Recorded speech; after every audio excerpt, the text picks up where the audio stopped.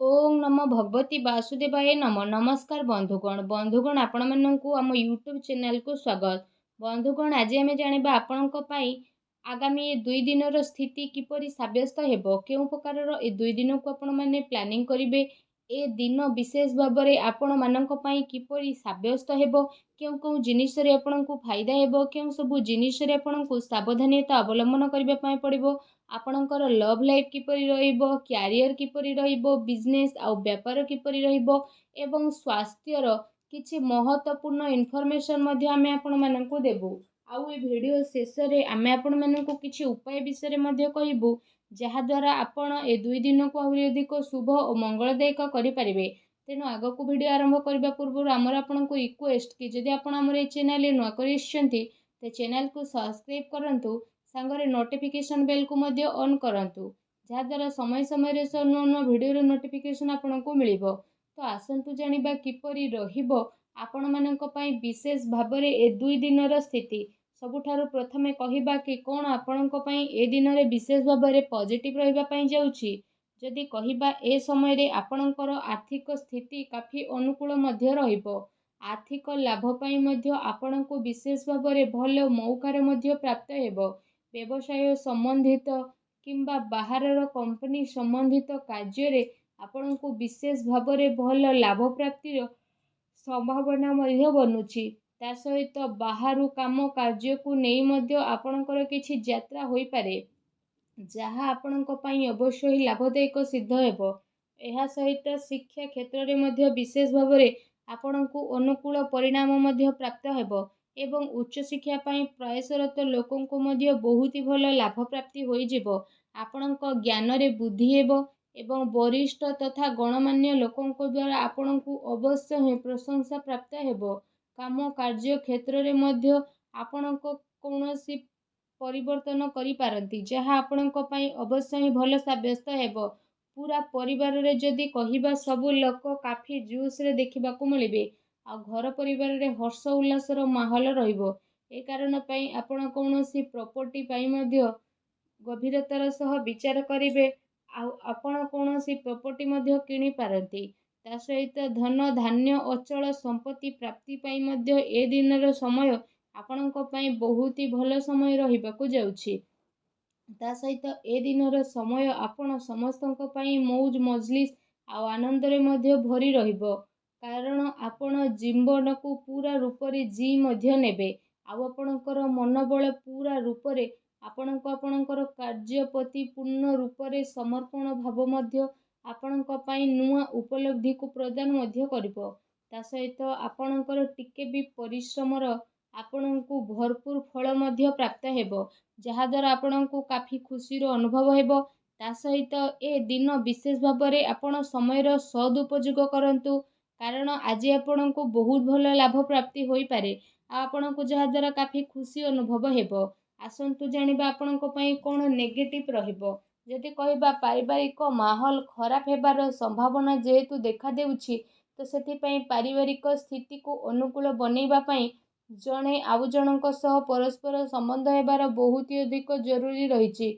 आपण साहसी तथा पराक्रमी व्यक्ति हेबा सहित गोटे दायित्ववान व्यक्ति अटंती। सेथि पई आपण आपणकर घर परिवार प्रति भल भावना रखिकी जणे आउ जनकु जोड़िबा पई प्रयास करंतु। यह सहित जदि कहिबा आपणको आपणकर कार्य स्थल को नेकी मध्य कोनोसी असंतुष्टि भाव रही पारे, कारण आपण जेते अधिक परिश्रम करिवे आपणकु लागिबो कि आपणकु सेते परिणाम मिलु नाही। एथि पई आपणको किछि टाइम पर्यंत निजको बनेइके आगको बढ़िबा पई ट्राई करिवे। ता सहित भूल लोकंक संपर्क रे तथा भूल संगति रु दूर रे रहिबार आपण प्रयास मध्य करंतु, अन्यथा कोनोसी प्रकारर आर्थिक समस्यार सामना करबाको पड़ी पारे। मानसिक अशांति सहित कार्य व्यवसाय रे मध्य व्यवधान आपणकर उत्पन्न हेबो। मनरे घबराहट तथा प्रॉब्लम द्वारा कार्य योजना रे आपणकर बाधा उत्पन्न होई पारे। सावधानता रखिबा आपणक पई अनिवार्य अटे। एहा सहित जदि कहिबा आपणकर सठिक स्वभाव आपणक पई विशेष भाबरे किछि प्रॉब्लम उत्पन्न करि पारे। पिलांक उपरे अधिक अनुशासन रखिबा आपणक पई बड़ प्रॉब्लम मध्य आनी पारे। ସେଥିପାଇଁ ନିଜର ସ୍ୱଭାବରେ ଆପଣ ଟିକେ ଲଚିଲାପଣ ନେଇକି ଆସନ୍ତୁ। ପିତାଙ୍କ ସମ୍ମାନ କରନ୍ତୁ। କିଛି ମତଭେଦ ଉତ୍ପନ୍ନ ହୋଇପାରେ, ତେଣୁ ଟିକେ ସାବଧାନ ରୁହନ୍ତୁ। ଏହା ସହିତ ଆପଣ ତରତରରେ କୌଣସି ବି ନିର୍ଣ୍ଣୟ ଆଦୌ ବି ନିଅନ୍ତୁ ନାହିଁ। ଯଦି ଆପଣ ସବୁ କାମକୁ ନ କରିବେ ତ ଆପଣଙ୍କୁ ନୁକସାନ ମଧ୍ୟ ହୋଇପାରେ। ଏ ଦିନରେ ଅଚାନକ ଯାତ୍ରା କାରଣରୁ ବିଶେଷ ଭାବରେ ଆପଣଙ୍କୁ ବହୁତ ପ୍ରୋବ୍ଲେମର ଫେସ୍ କରିବା ପାଇଁ ପଡ଼ିପାରିବ। ଉଦ୍ଧାର ମାଗୁଥିବା ଲୋକଙ୍କୁ ନଜରଅନ୍ଦାଜ କରନ୍ତୁ। ମତଭେଦର ଗୋଟେ ଲମ୍ବା ଶୃଙ୍ଖଳା ବନିବା କାରଣରୁ ଆପଣଙ୍କୁ ସାମଞ୍ଜସ୍ୟ ବନେଇବାରେ ମୁସ୍କିଲ ମଧ୍ୟ ଏ ଦିନରେ ଆସିପାରେ, ତେଣୁ ଟିକେ ସାବଧାନ ରୁହନ୍ତୁ। ଆସନ୍ତୁ ଜାଣିବା ଏ ସମୟରେ ଆପଣଙ୍କର ଲଭ୍ ଲାଇଫ୍ କିପରି ରହିବ। ଆପଣଙ୍କ ଦାମ୍ପତ୍ୟ ଜୀବନ ବିଷୟରେ ଯଦି କହିବା ତ ଏ ଦିନରେ ଆପଣଙ୍କ ପ୍ରେମ ଜୀବନ ପାଇଁ ବହୁତ ହି ଭଲ ଦିନ ରହିବ। ତା ସହିତ ପ୍ରେମ ମାମଲା ପାଇଁ ମଧ୍ୟ ଏ ସମୟ ଆପଣଙ୍କ ପାଇଁ ଅତି ଉତ୍ତମ ରହିବ। ଏହା ସହିତ ବିବାଦରୁ ଆପଣ ଦୂରେଇ ରୁହନ୍ତୁ। କାହାର କହିବା ଦ୍ୱାରା କୌଣସି କାର୍ଯ୍ୟ ଆପଣ କରନ୍ତୁ ନାହିଁ। ଆପଣଙ୍କୁ ଆପଣଙ୍କ ନିଜ ଉପରେ ଭରସା ରଖିବାକୁ ପଡ଼ିବ। ଅଥବା ନିଜେ ନିଜ ଉପରେ ଭରସା ରଖିକି ନିଜର ପ୍ରେମୀ ପ୍ରେମିକା ଉପରେ ଭରସା ରଖନ୍ତୁ ତଥା ଜଣେ ଆଉ ଜଣଙ୍କ ପ୍ରେମରେ ବନିକି ରୁହନ୍ତୁ, ଯାହାଦ୍ୱାରା ଏ ଦିନ ପ୍ରେମ ଜୀବନ ପାଇଁ ବହୁତ ହି ଭଲ ଦିନ ରହିବାକୁ ଯାଉଛି। ଆଉ ଏ ଦିନରେ ଆପଣ ଅବଶ୍ୟ ହିଁ ଲାଭ ଉଠାନ୍ତୁ। ଆସନ୍ତୁ ଜାଣିବା ଏ ସମୟରେ ଆପଣଙ୍କ ବ୍ୟବସାୟ କ୍ୟାରିୟର କିପରି ରହିବ। ନିଜର ଯୋଜନାକୁ ଆପଣ କାହାରି ଆଗରେ ଅଧିକ ଜାହିର କରନ୍ତୁ ନାହିଁ। ଆପଣଙ୍କର ଗୁପ୍ତ ଯୋଜନା ଆପଣଙ୍କ କାମରେ ଅଧିକ ଫାଇଦା ପ୍ରଦାନ କରିବ। ଏ ସମୟରେ କେଉଁଠାରୁ ଆପଣଙ୍କୁ ବିଶେଷ ଭାବରେ ଅଚାନକ ଲାଭ ମିଳିବାର ଆଶା ରହିଛି। ବାସ୍ ଆପଣଙ୍କୁ ଆପଣଙ୍କର ନିର୍ଣ୍ଣୟକୁ ହିଁ ମାନ୍ୟତା ଦେବାର ରହିଛି। ପବ୍ଲିକ ଡିଲିଂ କାମରେ ଆପଣଙ୍କୁ ଅବଶ୍ୟ ହିଁ ଫାଇଦା ପ୍ରାପ୍ତି ହୋଇଯିବ। ତା ସହିତ ବ୍ୟବସାୟିକ କ୍ଷେତ୍ରରେ ଧନ ଲାଭର ସ୍ଥିତି ମଧ୍ୟ ବନୁଛି। ଆଉ କାର୍ଯ୍ୟ ସବୁ ଆପଣଙ୍କ ପାଇଁ ସବୁ ଆସାନୀରେ ମଧ୍ୟ ସଫଳ ହେବ। ଆଉ କାରବାର ବିସ୍ତାରର ମଧ୍ୟ ଆପଣ ଯୋଜନା ବନେଇ ପାରନ୍ତି, ଯାହା ଆପଣଙ୍କ ପାଇଁ ଆଗକୁ ଯାଇକି କାଫି ଲାଭଦାୟକ ସିଦ୍ଧ ହେବ। ଏହା ସହିତ ଆପଣଙ୍କୁ ପଇସା ନେଣ ଦେଣରେ ସାବଧାନ ରହିବାକୁ ପଡ଼ିବ। ପ୍ରପର୍ଟିରେ ନିବେଶ ମଧ୍ୟ ଆପଣ କରିପାରନ୍ତି, ଯାହା ଆପଣଙ୍କ ପାଇଁ ଆଗକୁ ଯାଇକି ଅବଶ୍ୟ ହିଁ ଲାଭଦାୟକ ସିଦ୍ଧ ହେବ। ତା ସହିତ ଚାକିରି ପେଶା ବ୍ୟକ୍ତି ବିଶେଷଙ୍କ ପାଇଁ ଏ ଦିନ ବହୁତ ହି ଭଲ ଦିନ ମଧ୍ୟ ରହିଯିବ। ଚାକିରି ସମ୍ବନ୍ଧିତ କୌଣସି ଭଲ ବଡ଼ ଖୁସି ଖବର ଆପଣଙ୍କୁ ମଧ୍ୟ ପ୍ରାପ୍ତ ହୋଇପାରେ, ଯାହାଦ୍ୱାରା ଆପଣଙ୍କ ମନ ବହୁତ ହି ପ୍ରସନ୍ନ ରହିବ। ଆସନ୍ତୁ ଜାଣିବା ଏ ଦିନରେ ଆପଣଙ୍କ ସ୍ୱାସ୍ଥ୍ୟ କିପରି ରହିବ।